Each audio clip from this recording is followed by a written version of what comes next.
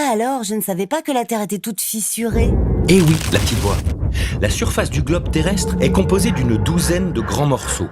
On les appelle les plaques tectoniques. Elles s'encastrent les unes dans les autres comme les pièces d'un puzzle et forment l'enveloppe superficielle de la Terre, épaisse de 100 km en moyenne. C'est la lithosphère. D'accord, mais quel est le rapport avec les séismes?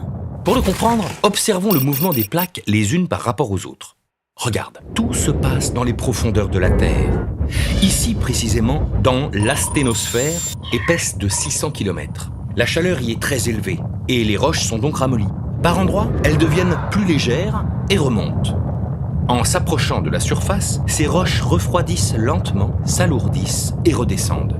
Ce lent circuit, appelé mouvement de convection, entraîne le déplacement des plaques à la surface de la croûte terrestre. C'est la tectonique des plaques.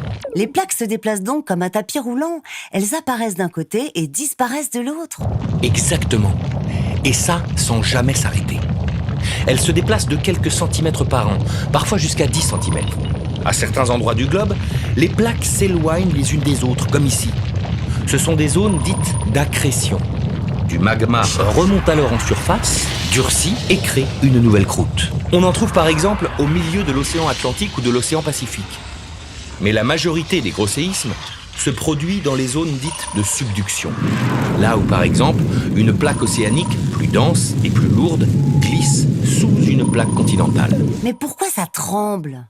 Eh bien, si en profondeur, les plaques chaudes et visqueuses glissent en permanence les unes contre les autres, à la surface, en revanche, ça coince. Il y a beaucoup plus de frottement. Les roches de la croûte terrestre accumulent donc de l'énergie et se déforment comme un élastique. Quand les tensions sont trop importantes, la plaque atteint un point de rupture et casse brutalement. C'est le tremblement de terre. Ce coulissage brusque entre deux plaques crée alors une faille qui peut se faire sur un plan vertical, une partie du sol se retrouve alors plus haute que l'autre, ou sur un plan horizontal, ce qu'on appelle un décrochement.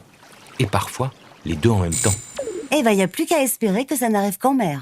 Détrompe-toi. En cas de séisme sous-marin, le fond océanique peut se déformer sur plusieurs milliers de kilomètres carrés en s'effondrant ou en s'élevant. La masse d'eau située au-dessus se met alors en mouvement.